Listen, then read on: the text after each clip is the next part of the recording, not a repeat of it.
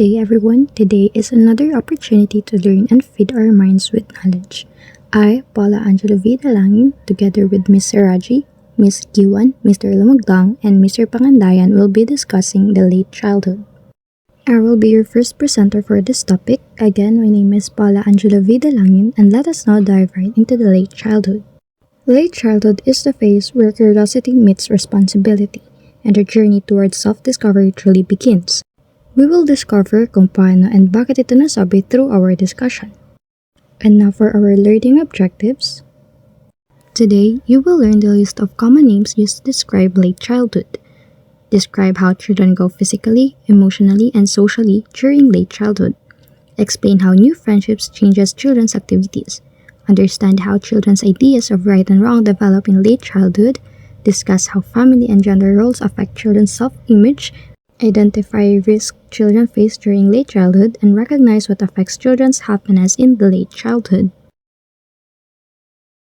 Late childhood spans from age 6 until sexual maturity, significantly impacting personal and social adjustments. As late childhood ends, children prepare both physically and psychologically for adolescence, leading to temporary instability until adjustments are made. A lot of growth is experienced by both girls and boys during the late childhood. Late childhood refers to the stage just before puberty. To be specific, it's generally from ages 6 to 12, and puberty usually starts around 9 to 14, so parang nasa tabi lang talaga ng puberty ang late childhood. We all know that puberty serves as an indication that a child is entering adolescence, and sa puberty period, nagmamature ang body and brain, leading to increased independence and the exploration of oneself or identity. That is how it relates to the late childhood para may idea kayo and mas maintindihan nyo kung saan ba talaga banda or part ng stage itong late childhood. Now we have the characteristics of childhood. We have the names used by parents, names used by educators, and names used by psychologists. So as you can see, they all use specific names for various stages. For example, parents may refer to a certain age as the troublesome age, seeing it as a challenging time. Educators call it the elementary age, while psychologists refer to it as the gang age. Let's start by discussing the names used by parents. First, we have the troublesome age. This is the time when children are no longer willing to do what they are told to do, and when they are more influenced by their peers than their parents or other family members. Okay, so in this age, parents would really consider it as a troublesome age kasi, for example, kung before the troublesome age, pag sinabi ni mommy na mag-sleep na rin talaga ang bata. Pero pagkatapak na nito sa troublesome age, the child might refuse going to bed kasi he wants to play games or whatsoever. Kaya naman parents call it the troublesome age. Next, we have the sloppy age. This is a time when children tend to be careless and slovenly about their appearance and when their rooms are so cluttered that it is almost impossible to get into them. From the word sloppy, it refers to a lack of care or neatness. So sa age naman na ito, yung isa sa pinaka-trabaho sa for parents because they always have to clean after their children. Mga pakalat-kalat na damit, pants, and toys. And in this age, since nasa age pa sila ng troublesome age, mahirap pa silang pasunurin na dapat linisin nila lahat or ang mga kalat nila. Next, we have the quarrelsome age. So this is the time when family fights are common and when the emotional climate of the home is far from pleasant for all the family members. So number one example nito is away lalo na ng mga magkakapatid. So this age states that children tend to fight more often. So like kahit sa simple arguments might escalate into shouting or even pushing, making family time tense. Let's now move on to the names used by educators. We have the elementary school age. This is the time when the child is expected to acquire the rudiments of knowledge that are considered essential for successful adjustment to adult life. So during this time, children develop foundational academic skills and social relationships, learning to read independently and is beginning to form friendship based on shared interests like sports, arts, and many more. So dito rin nagsastart yung interests nila na magiging possible hobbies nila. Next, we have the critical period. This is the time naman when children form the habit of being achievers, underachievers, or overachievers. So in critical period, dito naman nabubuo yung habit ng isang bata, maging achievers man, underachievers, or overachievers.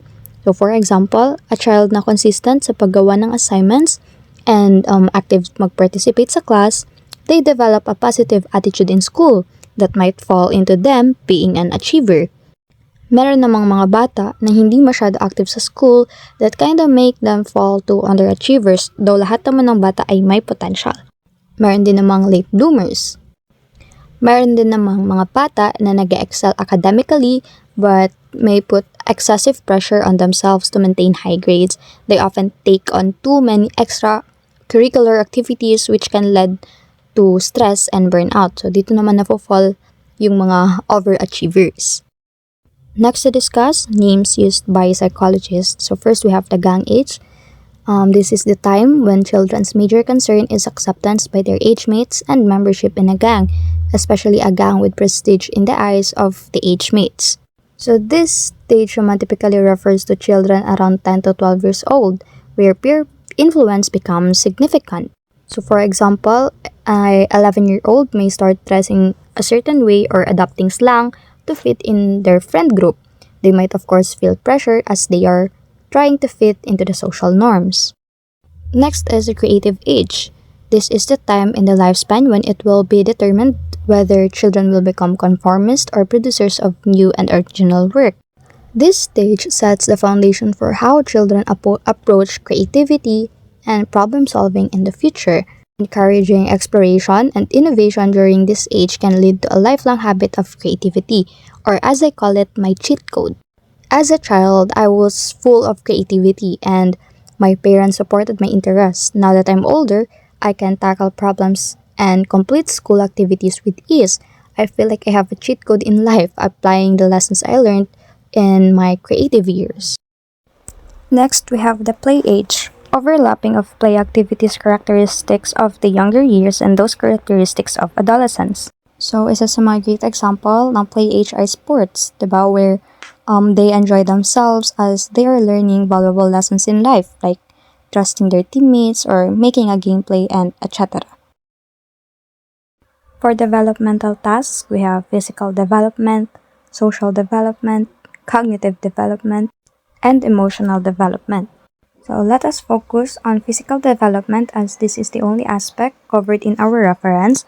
So I assume that other reporters will address the different areas of development. But now I'll give you a quick overview about these developments. So in physical development, children refine their motor skills, gain strength, and improve coordination. This stage often includes increased participation in sports and physical activities, leading to greater confidence in physical abilities.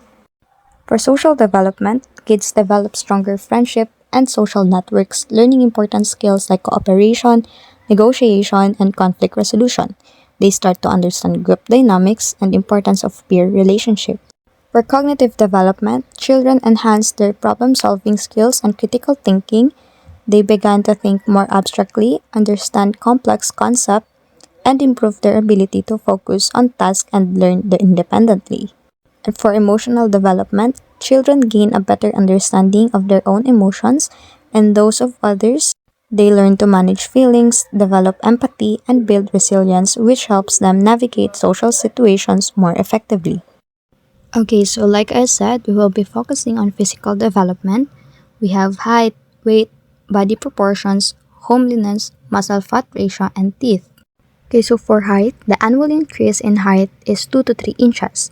The average 11-year-old girls is 58 inches tall, and the average boy of the same age is 57.5 inches tall.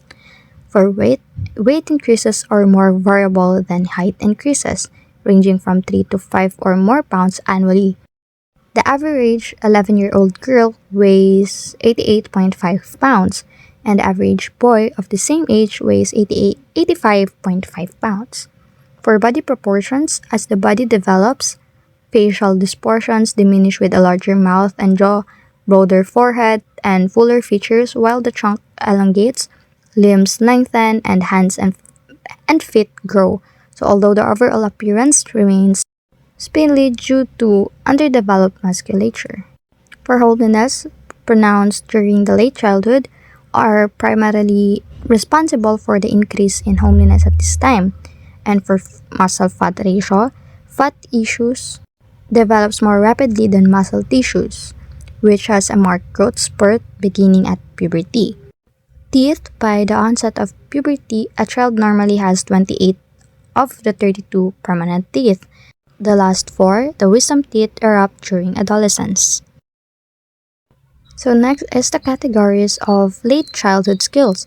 We have self-help skills, social help skills, school skills, and play skills. So this is pretty explanatory na, so I'll just read them for you.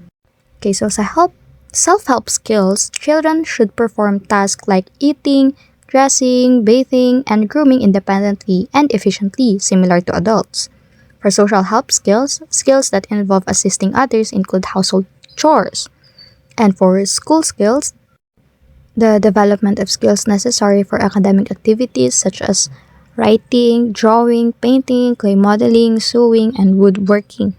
And play skills naman, skills related to recreational activities including throwing and catching balls, riding bikes, skating, and swimming. Children are motivated to improve their speech as they recognize the social unacceptability of simpler communication forms like crying and gesturing, and understand the importance of comprehending others to avoid social rejection. So we have here sources of speech improvement. We have the parental influence, media models, reading development, and school environment. Okay, so sa speech improvement, we can't rely on gestures or baby talks forever and expect others to understand us, diba?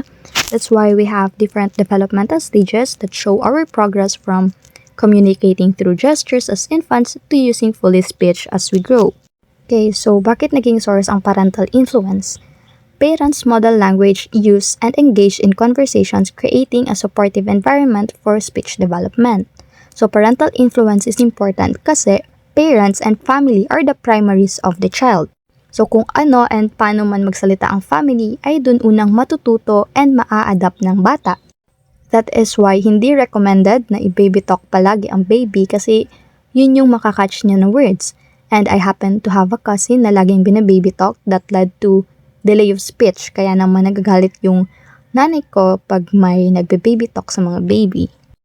For media models naman, ito yung mga educational programs like audiobooks na nag-introduce ng new vocabulary and speech patterns, enhancing language skills. So a best example of this are those viral children na mga fluent sa English and may accent dahil sa kakapanood ng mga cartoons or like number 1 yung Peppa Pig. So you can also find a speech pattern on those child as they watch similar cartoons as a kid. For me, it's good lalo na with the proper guidance of the parents. Mas helpful rin ito sa mga bata maging confident when speaking that may result to them being confident public speakers. Diba? And it would also be beneficial to them as English is the universal language. Reading development naman, regular reading exposes children to diverse vocabulary and sentence structures, improving their speech. So nothing beats reading. And I myself is disappointed bakit hindi ako wide reader. So I kind of wish that my parents pushed me into reading book kasi reading is good for the vocabulary and sentence structure of the kids. I once saw a Reddit post na after summer sa class, akala ng ibang parents pinatutor or tinutukan ng isang mommy yung anak niya para lang matuto magbasa. But that mother revealed that during summer where they always watch movies or cartoons, she just put on the subtitles. Another genius cheat code in life, right? In school environment naman, class discussions and group activities provide opportunities for children to practice and enhance their communication skills. So school is where the children are taught step by step from basic to complicated things. Kaya rin isa sa malaking factor ang primaries or parents sa development ng bata kasi para sa pagdating ng school, hindi na siya ganun kamahirapan and makasabay na siya sa pag-grow and develop as their level goes up. For the areas of improvement, we have the vocabulary building. So throughout late childhood, children's general vocabularies grow by leaps and bounds. So the phrase grow by leaps and bounds means na ang vocabulary ng isang bata ay mabilis na nag-i-increase as they encounter new words through reading, pagkikipag-usap sa iba't ibang tao, and educational experiences. And this allows them to express themselves more clearly. Next is pronunciation, where errors in pronunciation are less common at this age than earlier. So this is why sinabi ko kanina, sa parental influence na isa siya sa malaking factor kasi dito nila nakukuha yung unang words nila ng mga bata, dito nila unang naririnig na kung saan ay naa-adapt nila yung accent and pronunciation of their primaries. But by this age na, most children can pronounce words accurately, reducing the prevalence of mispronunciation seen in younger years. Okay, so forming sentences. The 6-year-old child should have command of nearly every kind of sentence structure. From 6 until the age of 9 to 10, the length of sentences are generally rambling and loosely knit. Gradually, after the age of 9, the child begins to use shorter and more compact sentences.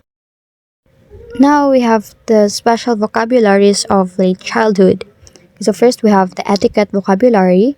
By the end of first grade, children trained at home in manners use words like please and thank you as adults do. Okay, so tulad nating mga Filipinas where we are taught to use po and opo that serves as an etiquette and respect as we speak. So color vocabulary, where children quickly learn the names of common and uncommon colors after starting school and receiving formal art training. So gaya ng sinabi ko kanina, sa school natuturuan tayo from basics and dahan-dahan na nag-i-increase ng level of learning sa atin. Next, for our number vocabulary, from studying arithmetic, children learn the names and meanings of numbers. That is why we have the mathematics subject na from primary school until in college ay topic and patuloy pa rin na tinuturo. Next, we have the money vocabulary. Older children learn the names and values of coins and bills through experiences at home and school. So gaya ko or many of us na medyo nung paglaki-laki na rin natin natutunan yung values ng pera. Pero meron ding instances katulad nung cousin ko na at a very young age, alam niya na agad ang values ng money. Unlike sa amin na 5 pesos pa lang, feel namin ang laki-laki na. But to my younger cousin, she already knows that she could only buy a little of that 5 pesos. It's because yung parents niya ay lagi siyang inuutusan bumili ng kung ano-ano. Next, time vocabulary. So, older children have large time-related vocabularies similar to adults, though they may misunderstand certain time concepts. Next is the slang word and swear word vocabularies. So, children pick up slang and swear words from older peers using them to feel mature and gain attention. Dito rin napapasok yung peer influence na di lang sa peers but to the social norms or the standard of their generation. Next, we have the secret vocabularies where children create secret codes, either written, spoken, or gestural, to communicate with close friends. For the content of speech, the improvement in older children's speech content and presentation relies more on their level of socialization than on intelligence. As popular children are motivated to enhance their speech quality. Understanding that effect, communication can foster positive peer interactions and enjoyment. So bakit nasabi to? It's because those popular children or those friendly children tend to socialize more. So mas marami silang nakukuhang bagong idea, bagong vocabulary from different circle of friends. Amount of talking. As children move through late childhood, they tend to talk less. This isn't due to fear of being criticized, rather it's a normal part of the withdrawal that happens as they enter puberty, leading them to become more focused on their inner thoughts and feelings. Okay, so this is why yung mga parents natin or yung mga kakilala ng parents natin, palaging nagkakwento na, ay sa ganito, nung bata ka pa, nung maliit ka pa, takbo ka ng takbo, ang ingay-ingay mo, ganon. And marami pang kwento-kwento, diba? So, yung pagiging tahimik naman natin or yung hindi na tayo masyado nakikipag-usap is not because na wala tayong alam or na matakot tayo mag-criticize and etc. But it's because of the fact na lumalaki na tayo or nagmamature na yung the way na mag-isip tayo. So, unlike nung mga bata pa tayo where wala tayo masyadong iniisip and puro play, salita, and laro-laro lang nasa isip natin. As we grow, tulad ng sinabi ko, na dikit lang ang late childhood sa puberty, no, as we grow, nag-focus na tayo sa sarili natin and marami na rin tayong natutunan in life na nagatulong rin sa atin sa pag-intindi sa iba't ibang tao. And that ends my report. Thank you very much for watching. Assalamualaikum. I am Aldin Pangandayan, the second reporter of the Group 3. So now we will discuss about the characteristics of children's gang. So dito sa part na to, malalaman natin kung ano yung mga characteristics ng mga children's sa isang gang and kung paano nila buuin ang isang gang and kung ano yung purpose nila. So the main purpose pala nito is to have fun and not to engage in mischief or other forms of unsocial behavior. So at this part, we have the list of the characteristics of a children's gang. So number one is the children's gangs are play groups. So sa children's gang, they only play as a group, not with one members, but as a group. So next is to belong to a gang, a child must be invited. So hindi ka makakasali sa isang gang kung hindi ka invited or kung wala kang kakilala sa isang member ng isang gang na iyon. So the next is members of a gang are of the same sex. So sa children's gang, ang mga ah, ang pagbuo ng isang gang ay dapat is same gender. Kung halimbawa sa boys, boys lang lahat ng members ng gang, and then sa girls, girls naman lahat. The next is, at first, gang consists of 4 members, but this number increases as children grow and become interested in sports. So sa isang gang, lumalaki ang group or rumarami yung members ng isang gang kapag ang kapag nakakakilala sila ng mga ibang members or ibang persons na since sa mga sinasalihan nila mga sports like sa basketballs or volleyballs or sa mga sayaw, mga ganun. The next one is boys gangs more often engage in socially unacceptable behavior than girls gang. So dito nangyayari yung changes sa behavior, no? So parang dito na-involve yung mga violence na ginagawa ng bawat member ng isang boys gangs. Unlike sa ibang girls gang na habang tumatagal is parang karamihan sa kanila or hindi ko naman sa nila lahat pero meron din namang mga violence na ginagawa yung mga ibang girls gang pero mas umiiral pa rin talaga yung mga kabutihang ginagawa nila.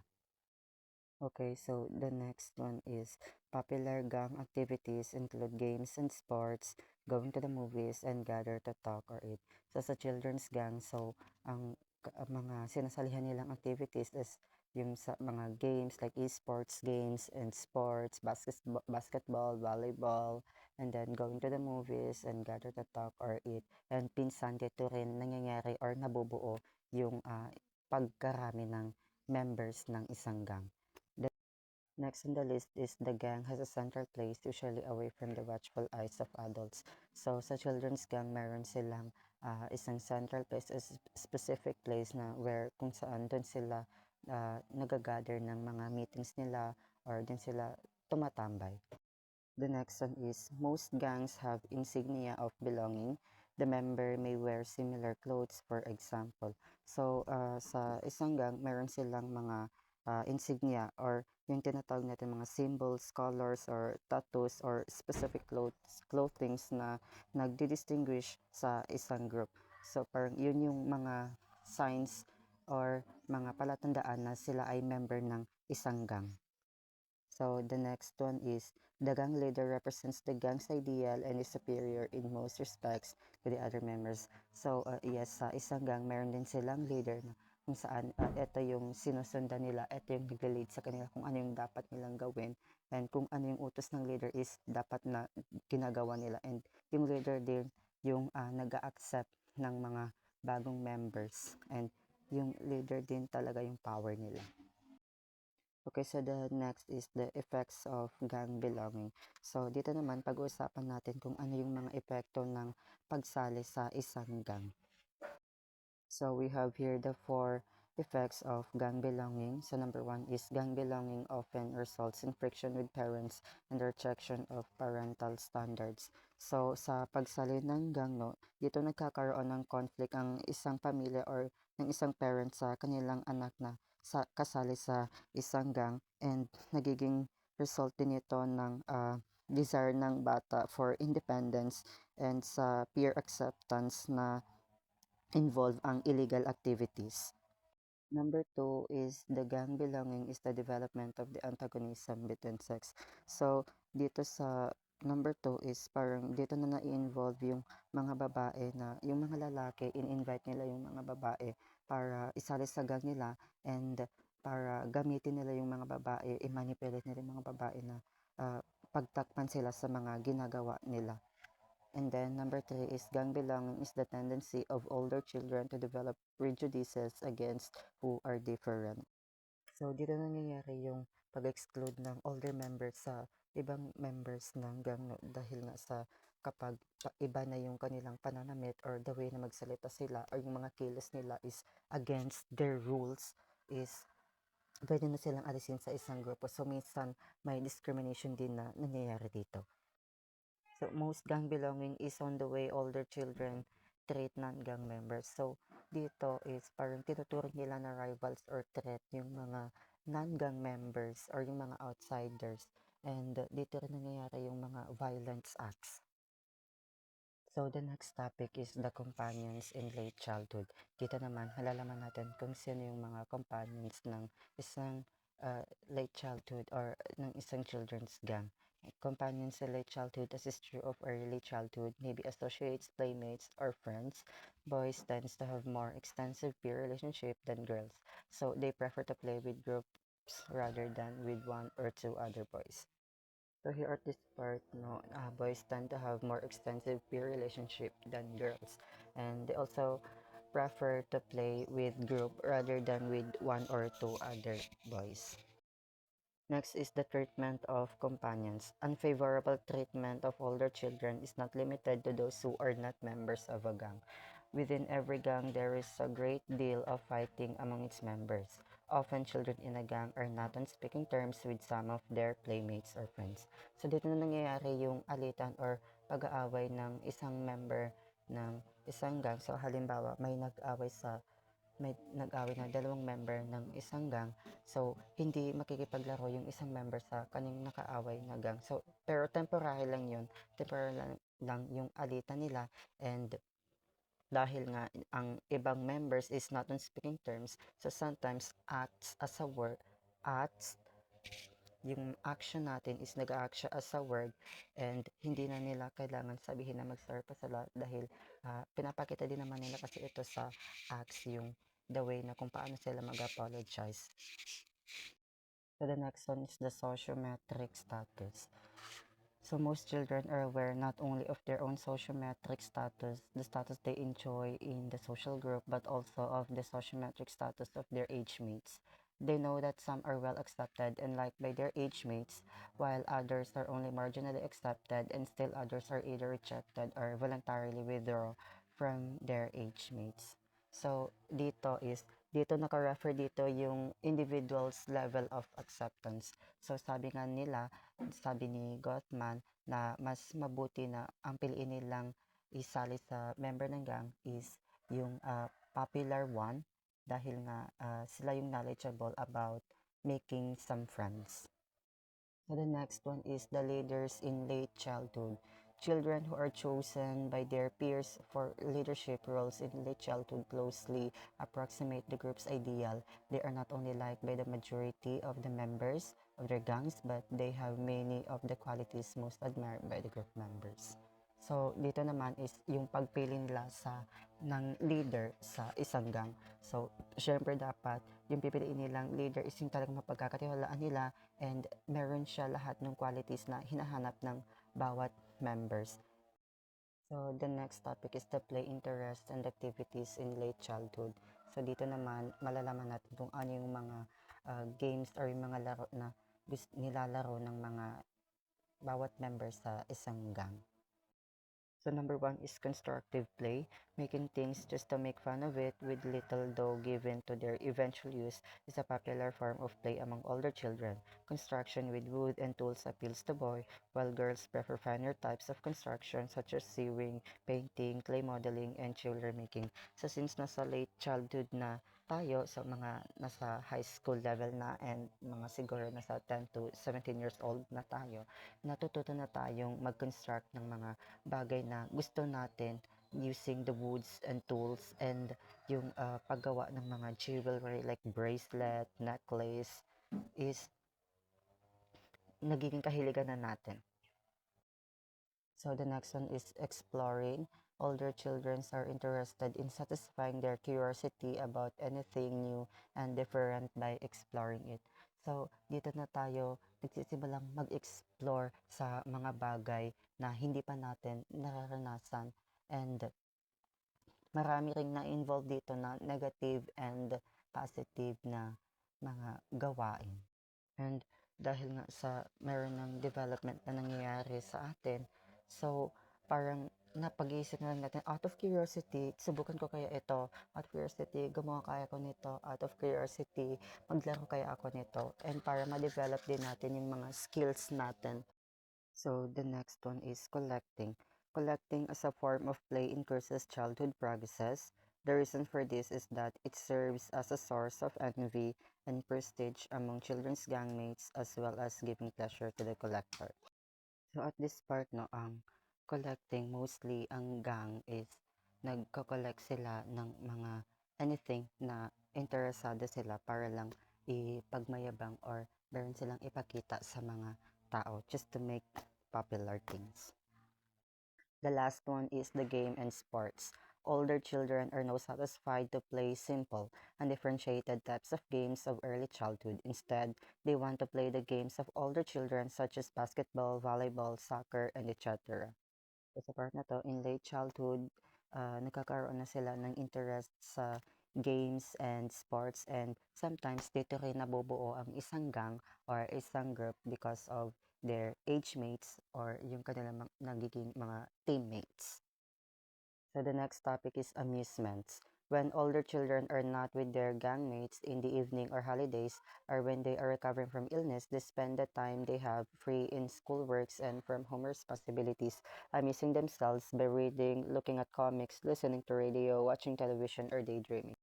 So dahil nga mas ganado ang isang bata na mag-aral kapag kasama niya ang kanyang mga gangmates, so kapag weekdays or holidays or gabi, parang kumbaga naboboard sila. So, magiging libangan na lang nila is yung pagbabasa ng comics, libro, or makikinig sa mga musics, or watching TV. And sa ating panahon ngayon, meron na tayong social media where kung saan nakakapag-bonding din sila with their gangs using the different social media platforms. So we also have here some favorite amusements of late childhood.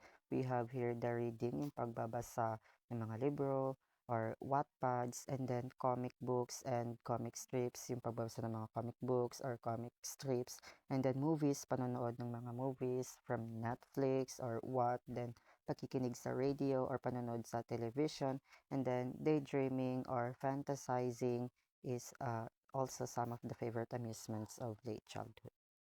The next topic is the increase in understanding in late childhood. Children now entering what Piaget has called the stage of concrete operation. So in thinking, a time when the vague and nebulous concepts of early childhood become specific and concrete. Sa part na to is magkakaroon na sila ng mga understandings and learnings na kung ano talaga yung value ng individual's life and naintindihan na nila kung ano yung mga nasa paligid nila, yung mga taong nasa paligid nila, and also the different ethnic groups of people, and mas lumalawak na yung kanilang pag-iisip. Kumbaga, papunta na sila sa maturity thinking. The last topic that we'll be discussing is the moral attitudes and behavior in late childhood. So when early childhood comes to an end, children's moral concepts are no longer as narrow and specific as they were earlier. Instead, older children gradually generalize their moral concepts so that they prefer to any situation rather than to specific situations. The topic na ito is parang mas lumalawak na yung kanilang moral understanding. Kumbaga, papunta na sila sa level of maturity thinking. Like, kumbaga, yung trust and honesty nila as a gang is hindi na siya limited. So, parang mas lumalawak na siya. So, parang mas inintindi na nila yung honesty and trust na mayroon sa bawat isang member ng isang gang. So, that's it for my topic. Thank you very much for listening. Good morning to each and everyone. I am Muhammidin Lumogdang from Group 3, Third Reporter. Today, we'll be discussing about the common categories of concept in late childhood. We have table of content, common categories, development of moral codes, role discipline in moral development, essential of discipline for older children, development of conscience, misdemeanor in late childhood, common of misdemeanor of late childhood, interest in late childhood, and sex role typing in late childhood. So, late childhood, typically spanning in the age of 7 to 12, is a period of significant cognitive, social, and emotional development. Children in this stage exhibit a wide range of behaviors and experiences, often falling into common categories based on their characteristic and interests. So here are the categories include life. Dito ang mga bata ay nagkakaroon na sila ng sariling pagkakaintindi sa buhay. Death. Dito naman si death ay nadadagdagan ang kanilang kaalaman sa concept of death unlike sa kanilang early childhood. So sa life after death, many children in late childhood believe in an afterlife. So they may have different ideas about what happens after death. So sa late childhood dito na kategory na naniniwala na may afterlife and nagkakaroon din sila ng iba't ibang idea on what happened after death. So bodily function. Children become more aware of their own bodies and the change that are happening to them. So in late childhood dito na nagkakaroon ng pag-iba sa kanilang katawan at nagiging aware ang mga bata dito. So space. Dito na kategorya na ang mga bata ay nagkakaroon ng pagkahilig sa universe like stars, planet, and sa pamamagitan ng mga ito ay dito sila naging masaya and even nakikita nila ito sa mga cartoons. 6 is numbers. So in this category, children in late childhood develop a strong understanding of numbers. So they are able to count, subtract, multiply, and divide. Nagkakaroon ang bata ng pagkaintindi sa mga numbers and intindihin ang mga basic algebras. 7 is causality. So dito naman nagkakaroon ng maturity. So alam nila ang mangyayari in another event na magkukos. So in money, dito naman ay nagkakaroon sila ng pagkakalam sa pera. At dito rin nila nalalaman kung paano magtipid at maggasto para sa kanilang gustong bilhin. So next is time. Sa mga bata ay kadalasan nagkakaroon ng understanding sa oras and even kaya nilang sabihin kung anong oras sila matutulog and magigising. They are able to tell time, understand the concept of days, weeks, and months, and even years plan for the future. Number 10. Self. So in late childhood, dito nakikita kung saan sila mahina at malakas. They are able to identify their own strengths and weaknesses, and they are also set goals for themselves. So next is sex roles. Dito naman ay nagiging aware sila kung ano yung kanilang gender at mga dapat nila gawin, kung ano yung dapat nila gawin, at nagkakaroon din sila ng mga katanungan. So, social roles. Children in late childhood begin to develop understanding of social roles. They are able to see how different people have different roles in society. So, gaya ng sex roles, nagkakaroon sila dito ng katanungan kung ano-ano ang pagkakaiba. So, the next is beauty. Children in late childhood begin to develop their own ideas about beauty. They may also be influenced by the media and popular culture. So dito naman ay nagkakaroon na sila ng mga idea sa mga bagay-bagay, sa mga magagandang asal, dahilan ito ng mga nakakapaligid or napapanood nila sa social media. So the last one is the comical. Children in late childhood enjoy humor. They may find jokes, puns, and the other forms of humor funny. So ang mga bata sa late childhood, sila ay masiyahin at madali sila makaintindi ng mga joke and other form of funny humor. So let's proceed to the development of moral codes. So moral codes develop from generalized moral concept in late childhood as it's true of early adolescent years. So sa moral codes ay nag-i-evolve during late childhood as children internalize societal rules, develop a conscience, and gain an understanding of fairness and justice. So including na dito yung internalization of rules, development of conscience, and understanding of fairness and justice. So we have the role of discipline in moral development. Discipline plays an important role in the development of a moral code. So in spite of the children's need for discipline, so it becomes serious problem with older children. So sa discipline is kinakailangan para sa mga moral development ng isang bata despite the challenges in 8%. So we have the essential of discipline for the older children. We have aid in building moral code, punishment, rewards, and consistency. So sa aid in building a moral code, this section emphasizes the importance of teaching of right and wrong sa mga bata at nagpo-focus ito sa mga reasons behind acceptable and unacceptable behaviors.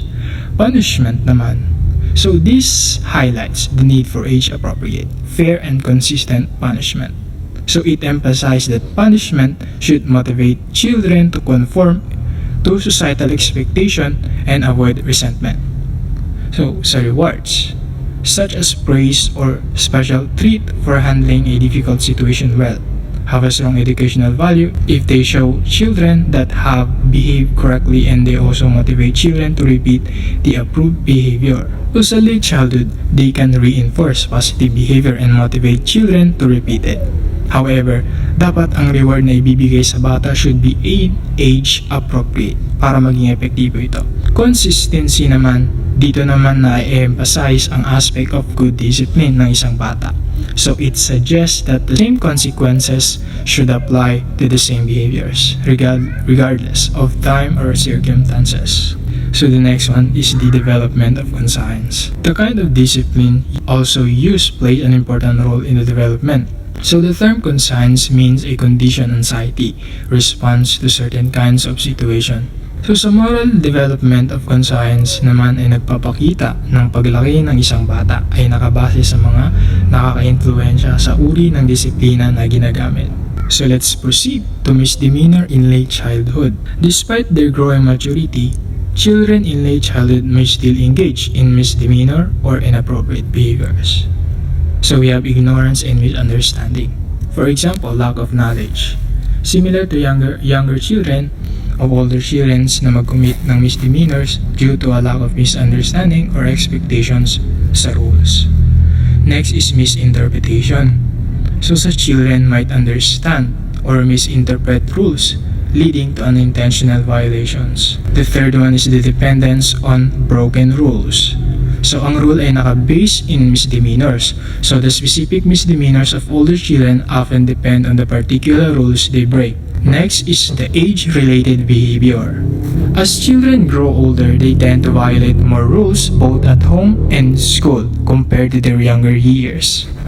So the last one is the school-related behavior.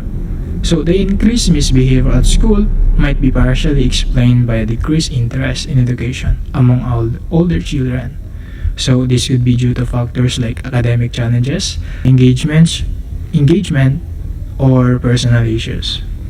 So we have common misdemeanor of late childhood. We have home misdemeanor and school misdemeanor. So sa home misdemeanor, we have fighting with siblings, engaging in physical or verbal altercation with other siblings, breaking possession of family members, taking or damaging belongings without permission. Third one is being rude to adult family member, gaya ng disrespectful behavior towards adults in the family, dawdling over routine activities, neglecting home responsibilities, the lying and being sneaky, pilfering things belonging of family, stealing items from family members. So, spilling things unintentionally. For example, deliberately knocking over or spilling things na sinasadya. So, a school misdemeanor, merong stealing, cheating, lying, using vulgar and obscene language, or employing offensive or inappropriate language, destroying school properties, being a truant, or skipping school or classes, annoying other children by teasing them, making fun of harassing other children, reading while chewing gum, engaging in distracting behavior during classes, being boisterous in class, fighting with classmates, and the use of drugs on school grounds. So, interest in late childhood. So, kadahilan ng differences in abilities experiences the interests of older children vary more than those of younger children, although each child will develop certain individual interests. Dito, the interests of old children vary more than those of younger children due to the differences in abilities and experiences. So while each child will develop their own unique interests, their interests will be influenced by their individual abilities and experiences. So sa interest in late childhood, we have effect of interest. So the interests of older children have a powerful influence on their behavior, not only during childhood but also as they grow older. That is why the development of wholesome interests are suited to child abilities. So in the study of Nucleus and Banducci, that children's perception of different vocation are the foundation for the interest or lack of interest in vocation. So here are some important ways in which an interest established during the late childhood years. So affect children's are as follows.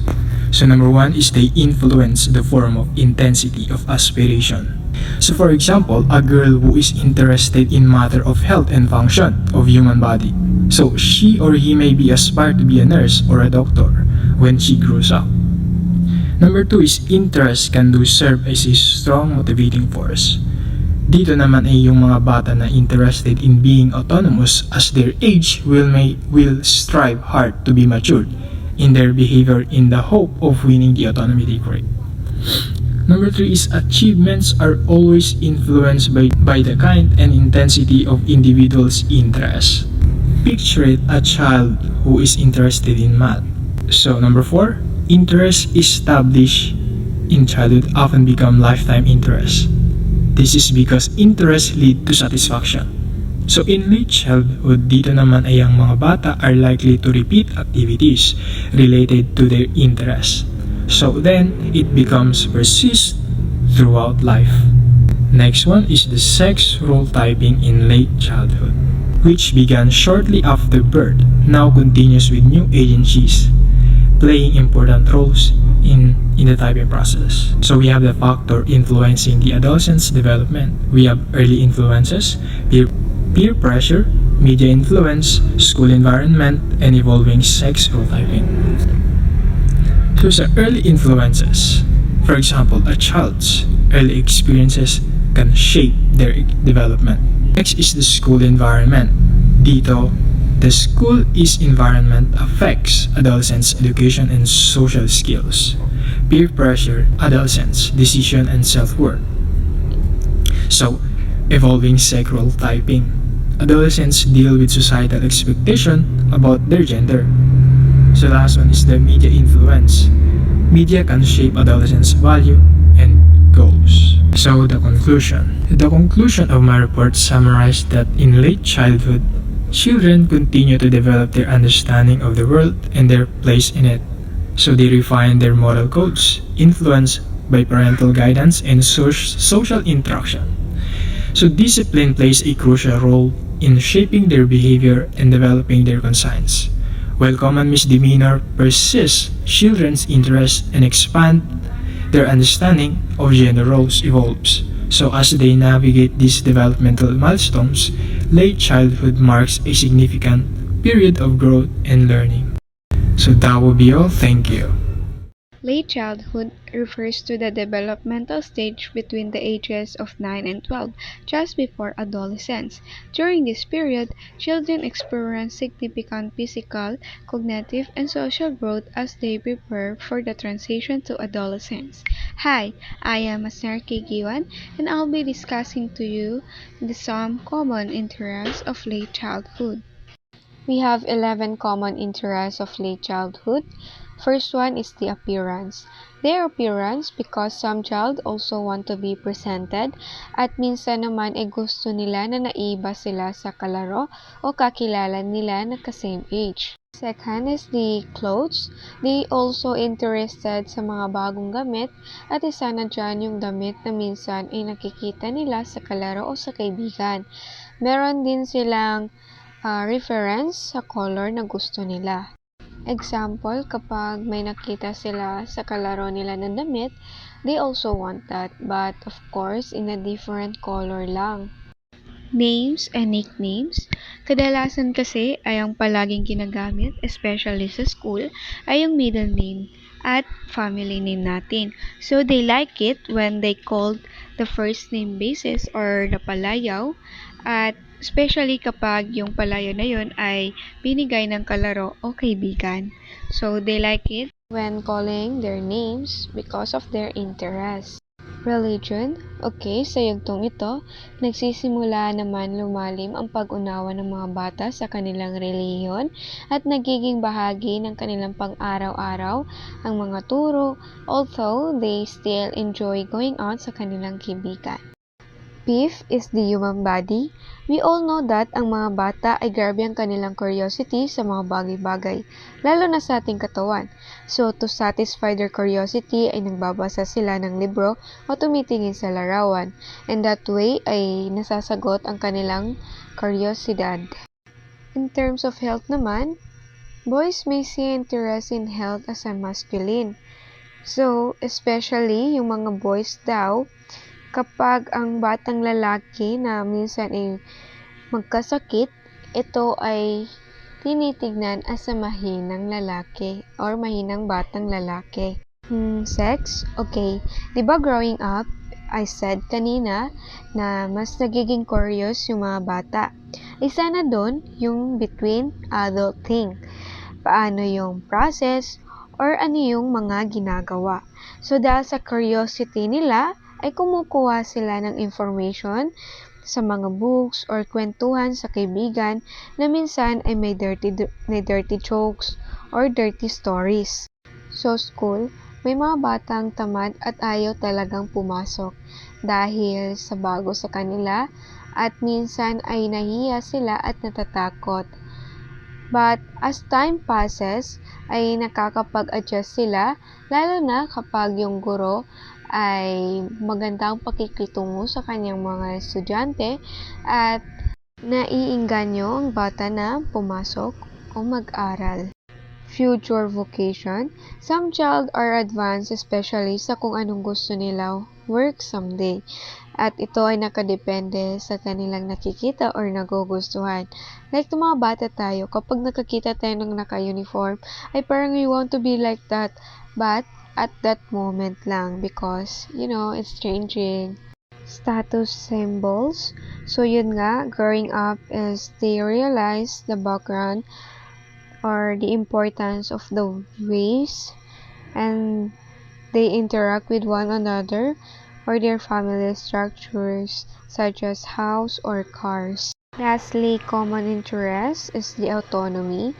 They also interested on how much having a friend, like they have freedom to choose. Kapag maraming tayong kaibigan, ay ito usually fulfilling. Next is the effects of sex role typing. Sex role typing influences in important ways both the behavior and self-evaluations of children. Ang sex role typing ay kapag natutunan natin ang mga gampanin o inaasahang kilos ng isang lalaki o batang babae. Halimbawa, tinuturuan ng mga lalaki na dapat silang maging malakas at hindi emosyonal, habang ang mga babae naman ay inaasahang maging maalaga at mahinhin. Ito ay dahil sa impluwensya mula sa pamilya, kaibigan o sa paaralan, kung saan ipinapakita kung ano ang dapat na kilos o papel ng bawat kasarian. Sa madaling salita, ang sex role typing ay naglalagay ng limitasyon sa kung ano ang dapat gawin ng isang lalaki o babae. Ito ay maaring magdulot ng pressure o stress at naglalagay ng mga limitasyon sa mga bata na pwedeng makaapekto sa kanilang interes at pakikisalamuha sa iba. Changes in family relationship in late childhood. Sa edad na 6 hanggang 12, maraming pagbabago sa relasyon ng pamilya. So, isa na dyan yung pagkasira ng family. It's affecting the child development. In terms of development naman, ay malaki ang epekto nito sa bata. Isa na dyan yung low esteem, walang confident, insecurity, at minsan naman ay walang tiwala sa sarili. We have effects of family relationships in late childhood. Of course, the first one, the child behavior or attitude may causes of the environment, and also kung sino yung palagi nitong nakakasama at nakakasalamuha. The second, yes, cause if the family of the child is abusive, nagsisigawan and distant, it can affect of child interactions when it comes to the outside na. Third, kung paano sila makipagsalamuha sa loob, ganun rin sila sa labas. Fourth, ang paraan ng pagturo at pag-aalaga ng mga magulang ay may malaking impluwensya ito sa kung paano magiging or nagiging ang mga bata at kung paano nila nakikita ang kanilang mga sarili sa mundo. Fifth, home training is responsible for sexual typing. So, it have a big influence yung home training as nagiging dahilan ito kung paano mag-isip ang mga bata. 6. Kung ano man ang kanilang ginagawa ay minsan hindi ito para sa kanila dahil minsan ay para sa expectation ng kanilang mga magulang. 7. Kung paano naman ang kanilang behavior or attitude ay dahil kung paano sila na-impluwensyahan. Lastly, 8. What older children think of themselves is a direct reflection of what they believe in different family members think of them at kung paano sila itrato ng kanyang pamilya. Next is the common conditions contributing to deterioration in family relationships in late childhood. Attitude toward parenthood. Parents who feel unappreciated often have poor relationship with their children. The deterioration of family relationships in late childhood is often the result of parents' attitudes toward parenting, especially yung mga magulang ay may mataas o unrealistic na expectations sa bata, tulad ng academic pressure, sport.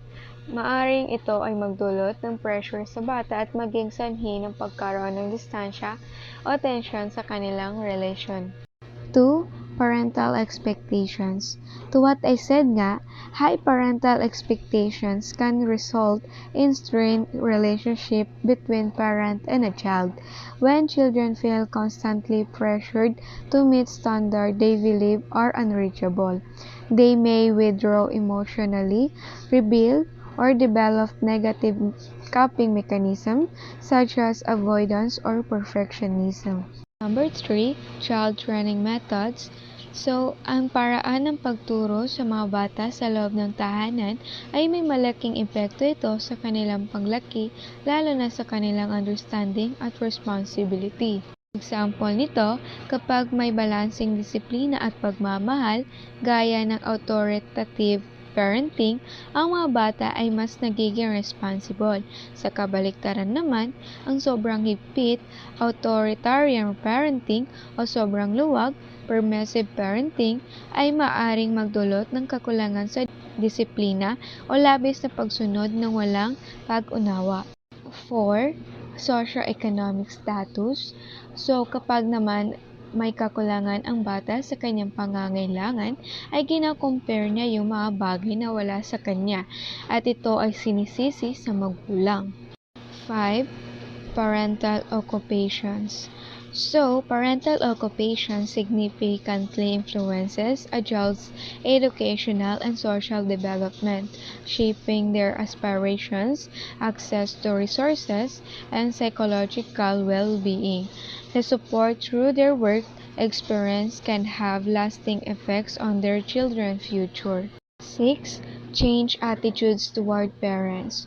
So the changing attitudes toward parents during late childhood are a reflection of children's developmental growth as they seek independence, develop cognitive abilities, and navigate complex emotions. And social influences, their relationship with their parents can become more complicated. 6. Sibling friction.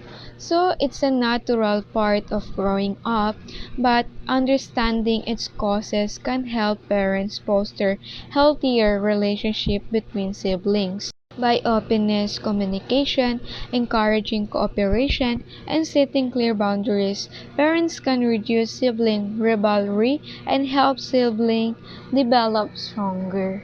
8. Change attitudes toward relatives. So the attitudes children have towards their relatives can change lalo na during late childhood and adolescence. These changes are influenced by their growing independence. Lastly, step-parents. Step-parents can play a vital role in the emotional and social development of step-children. Children often resist step-parents, leading to conflict and troublesome behavior. Each family situation is different, and the success of these relationships often hang on the willingness of all family members to work together.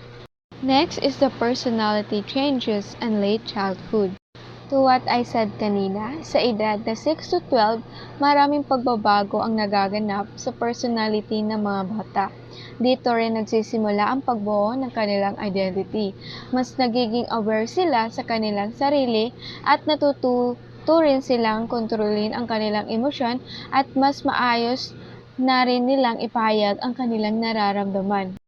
Dito rin nagsisimula ang pagdami ng kanilang responsibilidad tulad ng pagtulong sa mga gawaing bahay at group projects sa paaralan. Mas nagiging aware ang mga bata sa konsepto ng moralidad at unti-unti din nilang naisip kung ano ang tama at mali. Factors affecting self-concepts in late childhood. So first, ang pamilya ay may malaking papel ito. Ang suporta at pagmamahal mula sa mga magulang ay nakakatulong ito sa bata na magkaroon ng positive mindset sa kanyang sarili. Second, ang kaibigan ay importante rin. Habang lumalaki kasi ang bata ay mas nagiging mahalaga ang kaibigan sa buhay nito. Isa rin ang academic performance. Kung ang bata ay may magandang grado, mas nagiging positibo ang kanyang tingin sa sarili. Ngunit kabaliktaran naman nito kung ang kanyang grado ay mababa. Kay growing up, ang bata ay mas nagiging aware sa kanilang hitsura. So, kung sila ay may trust sa sarili nila, ay mas mataas ang kanilang self-esteem. So overall, ito ay nagtutulungan sa pagbuo ng self-concept ng mga bata habang sila ay lumalaki at ang positibong suporta mula sa kanilang paligid ay mahalaga sa kanilang pag-unlad. So, development of ideal self-concepts. As childhood ends, children start to idolize figures from history, fiction, sport, or national affairs, shaping their ideal self-concept based on traits admired by their peer group. So, yun nga, habang tumatagal, ang bata ay unti-unti niya ring nabubuo ang kanyang ideal self at tumutukoy sa kung ano ang gusto nilang maging o ang kanilang pananaw balang araw. Example, ang batang lalaki ay dapat isa siyang engineer because yun nga ang mga gawain ng panglalaki. At ang pangbabae naman, she should be a nurse, doctor, a chef, or a housewife kasi yun nga ang gawain ng babae. So lastly, they search for identity. Sa late childhood kasi, ang mga bata ay nagsisimula na mag-explore ng kanilang pagkakakilanlan o identity. Naghahanap sila ng mga bagay na nagde-define sa kanilang sarili, tulad ng mga interest, paniniwala, kung saan sila nababagay sa grupo ng kakaibigan. Mahalaga dito ang suporta mula sa pamilya at mga kaibigan. Kapag may sapat na encouragement, mas madali nilang mabubuo ang tiwala sa sarili. Pero kung hindi sila makakapag-explore, pwede magkaroon sila ng role confusion, pagkalito sa kanilang pagkakakilanlan na nagdudulot ng insecurity at kawalan ng direction. Ayon nga kay Eric Erikson, ang part na ito ay tinatawag na identity versus role confusion. Kapag naayos nila ito ng maayos, nagiging matatag ang kanilang self-concept. Pero kung nahihirapan silang mag-explore ng iba't ibang roles and values, nagiging sanhi ito ng pagkalito tungkol sa kanilang pagkakakilanlan na dudulot ng insecurity. Overall, ang paghahanap ng pagkakakilanlan sa late childhood ay isang proseso na pinagsama ang cognitive growth, social influences at parental support. Lahat ng ito ay may malaking epekto sa kung paano naiintindihan ng mga bata ang kanilang sarili at ang kanilang lugar sa lipunan. And that's all for my report. Thank you for listening and watching. Good day, I'm Shahana Siraji, the last reporter in our group. So before we start, let's think back when we were around 9 to 11 years old. So what do you think influenced your self-concept back then? Was it how your friends treated you, your appearance, or yung pangalan mo? So our self-concept wasn't just shaped by what we did or kung paano tayo mag-isip, but also by what was happening around us. So in late childhood, children are like sponges, soaking up the world's messages, and that creates what we call the self-concept. Now, this self-concept doesn't just form randomly. It's influenced by a number of factors, and today, we'll explore the key factors that affect a child's self-concept in the late childhood and why those early experiences matter so much. So I think many of us has experienced this firsthand or have seen it in the children around us. Let's start with physical condition. Poor health or physical defects that cut children off from playing with their peers make them feel inferior and martyred. So halimbawa dito is a child who struggles with an illness or may visible siya na physical disability. So they watch their peers running around and playing happily habang sila is nakaupo lang somewhere and watching those kids playing happily. So it's not just about missing out sa laro. It's feeling like they're different or even inferior. So they might start having thoughts like, buti pa sila nakakapaglaro, sana ganyan din ako. So this feeling of being left out, of not being able to do what other kids can, sticks with them. So hindi lang ito physical barrier, it becomes an emotional one, shaping how they see themselves. Next, body build. Children who are overweight or very small for their ages may be unable to keep pace with their peers, and as a result, they develop feelings of inferiority. So society has its unkind ways of making people feel less than because of their size, and children are no different. So let's say na yung bata is overweight. So every time there's a race, 'di ba yung mga bata mahilig silang maglaro ng takbuhan, paunahan, ganyan, they fall behind. Hindi sila maka-keep up with the other kids. So a child who's made to feel slow or clumsy because of their body shape often carries that shame into their self-concept, and it's not good for them. So isa pang halimbawa dito is a child naman who's much smaller than their peers. They may face teasing, which can foster that same inferiority dun sa bata na overweight. Next, names and nicknames. Names and nicknames that make fun of a physical appearance or personality trait led to feelings of inferiority, martyrdom, and resentment. When children are given names or nicknames na naga-make fun sa itsura nila or kung paano sila kumilos, it can make them feel inferior or not valuable as people around them. So over time, this can cause them to feel na victim sila and mag-build up sila ng resentment doon sa mga tao na tumutukso sa kanila. Itong negative feelings na to can shape how they view themselves, which can lead to negative feelings about themselves during late childhood. Next, socioeconomic status. Children who feel they have better possessions than their peers may feel superior, while those who perceive their socioeconomic status as lower may develop feelings of inferiority. So children may not understand how money works, but they easily notice kung sino yung may bagong damit, the best toys, or magandang gadget. So if yung bata ma-feel niya na yung damit niya and yung bahay nila aren't as nice as their peers, they might start to feel inferior, thinking, bakit wala ako kung anong meron sila? Does this mean I'm not as good? So on the other side, a child from a wealthier family might feel superior kasi they have more. So both feelings, whether inferiority or superiority, is may malaking impact sa self-concept ng bata and how they view their place in the world. Next, school environment. Caring, understanding teachers foster positive adjustment in student, while those who use unfair discipline or create tension can have a negative impact on their students' development. So, a classroom na kung saan yung teacher always praises one student but ignores or worse, criticize another, yung way ng teacher kung paano niya i-treat yung students niya can strongly affect how they view themselves. So, a child who gets support and encouragement galing sa teacher nila is likely to feel confident and develop a positive self-image.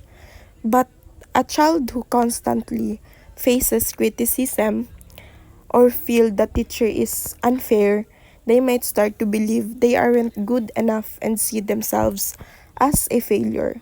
Itong treatment na to na galing sa teacher can seriously impact how they perceive themselves.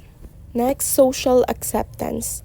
Peer acceptance strongly affects a child's self-concept and personality. Popular children and isolated ones are most influenced, while others feel less impact. How peers accept or reject a child play a big role sa pag-shape ng kanilang self-concept and personality. So, popular kids or yung mga maraming kaibigan na bata, madalas they feel good about themselves kasi they receive positive attentions from their peers and they feel valued. While those who are isolated or left out, they struggle with self-esteem and feel less valued. So this acceptance or lack of it have a lasting effect sa late childhood. Next, we have success and failure. A child's success in tasks build confidence and self-acceptance, while failure leads to feelings of inadequacy. The more important the task, the stronger the impact on their self-concept. A child who succeeds sa task, whether sa academic or sa any activity na gina-value nila, it boosts their confidence and helps them feel good about themselves. So yung feeling ng success, nag-reinforce yun ng positive self-concept. But what happens when failure is constant? A child who keeps failing at what they try, especially sa harap ng maraming tao or sa ibang tao, they start to internalize those feelings. Maybe I'm not just good enough. Kapag yung failure magtuloy-tuloy and it will pile up, it can leave a lasting mark sa personality ng bata, making them feel less capable or confident sa kanilang abilities. Next, sex. Girls often realize that society views their roles as less important than those of boys, which leads them to a drop in their self-esteem. They internalize society's view of their roles as inferior, causing them to value themselves less. So, as girls grow up, they notice that society often expect them to take on roles na mas less important kaysa doon sa mga lalaki. So, they begin to accept society's view na yung role nila are inferior, which affects how they see themselves and yung worth nila. Although progress has been made toward gender equality, may mga outdated expectations pa rin about sa gender roles ang nag-exist. Next, intelligence. Children with intelligence far above or below average often face challenges in developing a healthy self-concept. Children whose intelligence is much higher or lower than average can both face difficulties kung paano nila i-view yung sarili nila. So, those with below average intelligence, they often feel inferior kasi mas-sense nila na yung ibang tao is nag-look down sa kanila. So, tong feeling na to, it can lead them to becoming shy, introvert, or even aggressive doon sa mga taong nag-reject sa kanila. So, on the other hand, yung children naman na may higher IQ, they can also struggle with self-esteem. So, yung mga, di ba, pag matalino yung bata, yung mga parents is may high expectation and sometimes it's too much for them. If hindi nila ma-meet yung expectations na yon, it will make them feel like failures. A child's self-concept in late childhood is influenced by everyday interaction sa bahay or sa school, which have lasting impressions kung paano nila i-perceive or kung paano nila nakikita yung sarili nila. Itong mga early experience na to are important kasi ito na yung magiging foundation nila kung sino or magiging ano sila in the future. So now, let's talk about hazard in late childhood. So some of common hazard ay galing pa from earlier years, though they just often take new forms. So yung mga bago arising from changes sa buhay ng bata after entering school. So this hazard can be both physical and physiological. So first, let's discuss the major physical hazards of late childhood. First, we have illness. Older children mainly experience minor illnesses due to vaccinations, which can still cause irritability. Some may also pretend to be sick to avoid responsibilities, potentially leading to a pattern of faking illness. Hindi maiiwasan sa mga bata na magkasakit, especially after getting vaccinated. So, while these vaccines are important sa kanilang kalusugan, some kids may experience side effects that leave them to feeling cranky or unwell. So, yung may mga ibang bata naman na gina-take advantage tong pagkakaroon ng sakit. They might pretend to be sick para lang maka-avoid sa mga gawaing bahay or doing their homework, thinking it's an easy way to dodge responsibilities. So this behavior can become a bad habit na kung saan yung pagkukunwaring may sakit will become their go-to strategy for getting out of task na ayaw nilang gawin. Next, obesity. Obesity in older children is primarily caused by overeating and it poses significant health risk. So this condition also hinders socialization as obese children face teasing from peers, leading to feelings of inferiority. So sabi nga dito, obesity in older children have several causes. Isa na dito yung overeating. Research shows that overweight children tend to eat more quickly and take larger bites. But regardless of the cause, obesity poses significant health risk para sa mga bata. Other than physical health, ang obesity may negative impact din sa kanilang social interactions. So yung mga obese na bata, they often struggle to engage in activity play, na which is important sa pagdevelop ng kanilang social skills. They may also face panunukso and bullying galing sa ibang bata, which leads to feeling of inferiority and social isolations. Next, accidents. Accidents can leave psychological scars even if there are no physical injuries. Older children who have many accidents may become overly cautious. Ang accidents is may lasting effect sa child's mind kahit na hindi to nag-cause ng physical injuries sa bata.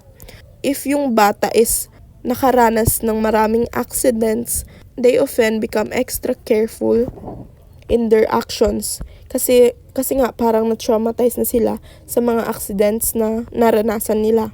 Itong takot na nararamdaman nila, it can spread to other areas sa buhay nila, causing them to feel shy in social situations and affecting their relationships sa kaibigan nila, mga performance nila sa school, and sa overall personality ng bata. Next, physical disabilities. Physical disabilities, more common in boys, can lead to poor social adjustments. Some children may exaggerate their disabilities, leading to further social and personal issues. Itong physical disabilities, it usually happens dahil sa accidents. Kung paano sila i-treat ng ibang bata can greatly affect kung paano sila mag-adjust socially and personally. So yung ibang bata might be kind to those disabled child, while others might ignore or worse, make fun of them. Kapag tinustukso sila dahil sa physical disability nila, it can make them feel uncomfortable and shy. Sometimes, may mga bata na nag-pretend na yung disability nila is worse than it is, or even nag-make up ng disabilities para lang maka-avoid ng situations or just to get attentions. Next, awkwardness. As children grow older, they often compare themselves to their peers and make them feel awkward or clumsy. This leads to perceive themselves as inferior. Habang tumatanda yung bata, pumapasok na dito yung comparing, yung pag-compare nila sa sarili nila and sa mga kaibigan nila. If they feel awkward or clumsy, it can make it hard for them to join sa mga laro and activities, leading them to think they're inferior to their peers. Over time, this feeling can grow into an inferiority complex na kung saan naniniwala sila na they are not as good or capable as the others. Next, homeliness. Most homely children are unconcerned about their looks unless they receive negative comments. If people treat them poorly because of their appearance, it can be a hazard to their emotional well-being. So this means that most children na hindi attractive, they don't usually worry about sa kanilang appearance unless other people make negative comments about it. However, if people treat them unfairly or make them feel bad dahil sa appearance nila, it can damage their self-concept and maapektuhan ang emotional health nila. Constant criticisms or poor treatment galing sa ibang tao can make them feel insecure and less confident about sa sarili nila, even though they didn't care about sa looks nila in the first place. Ang point dito is kung ano yung importance, how others' opinions and behavior can deeply impact a child's self-concept. Now, let's talk about the psychological hazards of late childhood. So, in late childhood, psychological hazards are how children adjust socially, which is ang key focus ng kanilang development during this stage. So, itong mga hazard na to have a significant impact sa kanilang personal growth and how they see themselves. Let's start with speech hazards. Children might face challenges with language that impact both their school performance and social life. Speech can hold children back both in school and in social settings. So, ang speech is important tool for connection, and without it, children can become withdrawn and may tendency na mag-speak lang sila when necessary. Next, emotional hazard. Children at this age are expected to have more mature ways of expressing emotions. When they don't, it can affect how others see them. Children na may madalas na bad temper or nag-throw ng tantrums, they are dominated by their emotions like anger and jealousy. And it may be seen as immature, which can lead to rejections from both their peers and sa kanilang mga magulang or yung mga matatanda na nakapaligid sa kanila. Next, social hazard. Social interaction is important during this time, and there are 5 types of children whose adjustment are affected by social hazards. First, isolation. Second, prejudice, peer rejection, mobility challenges, and lastly, followers versus leaders. Some children are rejected or neglected by their peers. Or yung iba naman, they choose to isolate themselves, missing out sa social experiences. Children who are socially mobile may struggle to break into already formed friend groups. So those naman na naga-face ng group prejudice or children na who want to lead but aren't given the chance, they often feel left out and frustrated. Next, play hazards. Play hazards are another big factor. When children lack social acceptance, they miss out on learning essential games and sport. Without this learning, they struggle to fit in. Creative play is important dito. And children na discourage from engaging in imaginative or creative activities, they have tendency to grow into conformist adult na nag-struggle sa flexibility and problem solving. Next, we have conceptual hazard. Children with idealized self-concepts often become dissatisfied with who they are and how others treat them. So yung mga ibang bata is meron silang idealized self-concept, meaning meron silang unrealistic view ng kanilang sarili. So this can lead to dissatisfactions kung sino sila ngayon and how others treat them. In addition, if their self-concepts are base sa stereotypes, they may treat others unfairly. Next, moral hazard. Moral hazards in late childhood involve children developing moral values when children adopt peer influence values, leading to struggles with developing a conscience and tolerance. So during this time, children begin to form their own sense of right and wrong. However, if nakabase sila sa kanilang moral code or ginagawa ng peers nila or what the media tell them, it may not align with the values that adults or their parents want them to learn. Next, interest hazards appear when children become disinterested in things that their peers find important, developing unfavorable attitudes toward interests that would be valuable to them. So, if yung bata, they lack interest in the things their peers value, it can make them feel disconnected. They might also develop negative attitudes sa mga bagay na mag-benefit sa kanila like school or health-related interest, and it will hinder their development. Next, hazard in sex role typing. Sex role typing hazards arise when children don't learn the expected roles for their gender as their peers do, or when they resist playing those roles. So it starts sa kanilang family na kung saan yung parents nila have different gender roles than what is considered normal by their peers. Children who are expected to learn specific behaviors and roles that are considered appropriate para sa gender nila, if mag-fail sila na matutunan or ginaresist nila yung pag-play ng roles na to, it can lead to social rejection. Next, family relationship hazards. Friction with family members has 2 serious effects.